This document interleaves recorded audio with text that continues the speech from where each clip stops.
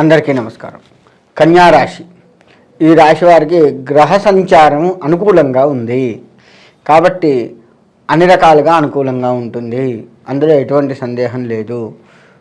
ఇంకా వీరు ఇతర రాశుల వారిలాగా దూకుడు స్వభావం కూడా వీరికి లేదు ఒక రకంగా చెప్పాలి అంటే.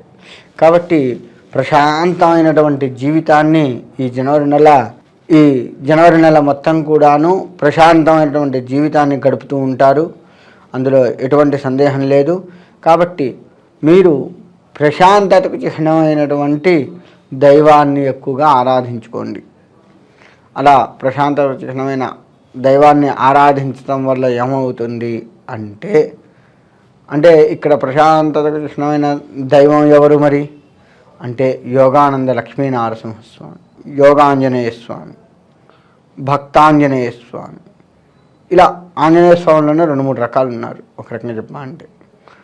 ఇలా అటువంటి ప్రశాంతంగా ఉన్నటువంటి దైవాన్ని ఆరాధించడం వల్ల వీరి ప్రశాంతతలో చెక్కు చెదరకుండా ఇంకా మంచి ప్రశాంతత వచ్చేలా ఉంటుందే తప్ప ఈ ఉన్న ప్రశాంతత నుంచి కాస్త కిందికి పోవటం కానీ ఉండదు. ఒక స్థాయి పైకి పెంచుతారే తప్ప కిందికి రారు. కాబట్టి అటువంటి ప్రశాంతకు చిహ్నమైనటువంటి దైవాన్ని ఆరాధిస్తూ ఉండడం వల్ల మీలో ప్రశాంతత బాగా పెరుగుతుంది. అయ్యప్ప స్వామి వారు కూడా ప్రశాంతతకు చిహ్నమైనటువంటి వాడే. కాబట్టి ఇప్పుడు మనకి జనవరి నెల ఎట్లాగూ సగం రోజులు అయ్యప్పవే ఉంటాయి. ఇది జ్యోతి వరకు కూడాను 14వ తారీఖు మకర సంక్రాంతి, 14-15 తారీఖుల్లో వచ్చే ఈ మకర సంక్రాంతి వరకు కూడాను మనకి అయ్యప్ప స్వామి దీక్షల్లోనే ఉంటూ ఉంటారు. కాబట్టి ఈ అయ్యప్ప కూడా ప్రశాంతతకు చిహ్నమైనటువంటి వాడు, గుర్తుపెట్టుకోండి. ఎక్కడా కూడా ఆయన ప్రశాంతత లేకుండా చేసినటువంటి వాడు కాదు. శత్రువుల పట్ల ఎవరైనా కఠినత్వాన్ని చూపిస్తారు, కానీ అభయాన్ని ఇచ్చే వాళ్ళల్లో అయ్యప్ప స్వామి ఒకడు. కాబట్టి అలా ప్రశాంతంగా ఉన్నటువంటి అయ్యప్ప స్వాముల్లో కూడా మీరు ఏం చేస్తారంటే అయ్యప్ప స్వామి కొలిచే విషయంలో కూడా పులి మీద వస్తున్నటువంటి అయ్యప్ప స్వామి కాకుండా కూర్చొని ఇలా అభయంగా ఉన్నటువంటి అయ్యప్ప స్వామి ఫోటోలు ఉంటాయి కదా, ఆ ఫోటోని చూస్తూ ఆ స్వామిని ధ్యానం చేయండి. ఆ విధంగా ఉన్నట్లయితే మీకు ప్రశాంతత పెరిగే అవకాశం ఉంటుంది. అంటే ఒక రకంగా చెప్పాలి అంటే ఈ రాశి వారు ప్రశాంతతకి మారుపేరుగా ఉంటారు. అసలు వాళ్ళని చూస్తేనే మనకు ప్రశాంతంగా ఉంటుంది, వాళ్ళు మాట్లాడుతుంటే హాయిగా ఉంటుంది. ఈ విధమైనటువంటి భావన ఎదుటి వాళ్ళల్లో మీరు కలగజేస్తూ ఉంటారు. కాబట్టి ఆ ప్రశాంతతని పోగొట్టుకోకుండా జాగ్రత్త వహించండి. ఎవరన్నా రెచ్చగొట్టినా కానీ మీరు రెచ్చిపోయి ఉండకండి, అదొకటి గుర్తుపెట్టుకోండి ఈ రాశివారు. ఇకపోతే వ్యవసాయ రంగానికి వస్తే వ్యవసాయ రంగం చాలా ప్రశాంతంగా అనుకూలంగా ఉంటుంది. మీరు అనుకున్న పంట అనుకున్నట్టు చేతికి వస్తుంది. అది అమ్ముడిపోయినా కానీ మీరు అనుకున్న డబ్బు అనుకున్నట్టుగా చేతికి వస్తుంది. అప్పులు తీర్చుకుంటారు, చాలా మిగుల్చుకుంటారు కూడాను. ఒక రకంగా చెప్పాలంటే మిగుల్చుకుంటారు కూడాను, బాగుంటుంది. ఇక వ్యాపార రంగానికి వస్తే కూడా అంతే. చక్కగా ఉన్న స్టాక్ అమ్ముడుపోయి మీకు లాభాల బాట పడుతూ ఉంటారు. కాబట్టి వ్యాపార రంగం వారు కూడాను ఎటువంటి ఆందోళనలు పడకుండా ప్రశాంతంగా, అంటే ఇంతకు ముందు కంటే ఇప్పుడు బాగుంటారు ఒక రకంగా చెప్పాలి అంటే. వ్యాపార రంగం వాళ్ళు చేతి వృత్తుల వారు కూడా అంతే. ఇంతకు ముందు కంటే ఇప్పుడు ఆ యొక్క మీరు చేసిన వస్తువులు అమ్ముడుపోయి కాస్త బాగుండే అవకాశం ఉంటుంది. అంటే మానసికంగా ధైర్యాన్ని నిలదొక్కునే పరిస్థితి వీళ్ళకి కనపడుతుంది. ఇక చదువుకుంటున్న వారు కూడాను ప్రశాంతంగా చదువుకుంటూ ఉంటారు. వీరు అర్ధరాత్రి ఎక్కువగా చదవడం మంచిది. ఒక రకంగా చెప్పాలి అంటే 3 తర్వాత, అంటే అర్ధరాత్రి అంటే మరి 12 ఆ టైం కాదు, కాస్త 3 తెల్లవారుజామున 3 ఆ టైంలలో చదువుతూ ఉన్నట్లయితే ఇంకా బాగుంటుంది. ఎందుకంటే ఆ సమయం ఇంకా ప్రశాంతమైనటువంటి సమయం.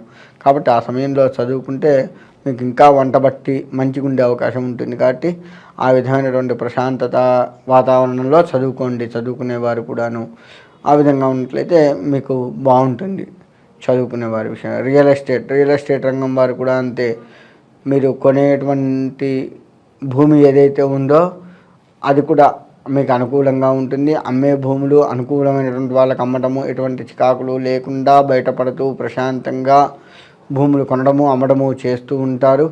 కాబట్టి ఈ రియల్ ఎస్టేట్ రంగం వారికి కూడా ప్రశాంతంగా ఉంటుంది. ఇక రాజకీయ రంగానికి వస్తే వీళ్ళు ఒక్కొక్కసారి వీళ్ళ పరిస్థితి ఎట్లా ఉంటుంది అంటే వీళ్ళ ప్రశాంతతని పక్కన వాళ్ళు ఖచ్చితంగా చెడగొట్టే ప్రమాదం కనపడుతుంది.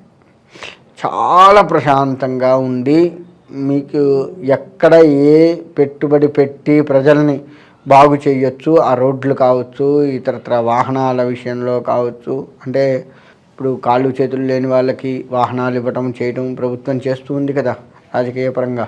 అటువంటివి ఇచ్చే సమయంలో కావచ్చు, ఎవరికి ఎక్కడ ఎట్లా ఇవ్వాలి, ఎవరికి ముందు ఇవ్వాలి, అంటే మీ నియోజకవర్గం మొత్తం ఉందనుకుందాం ఉదాహరణకి.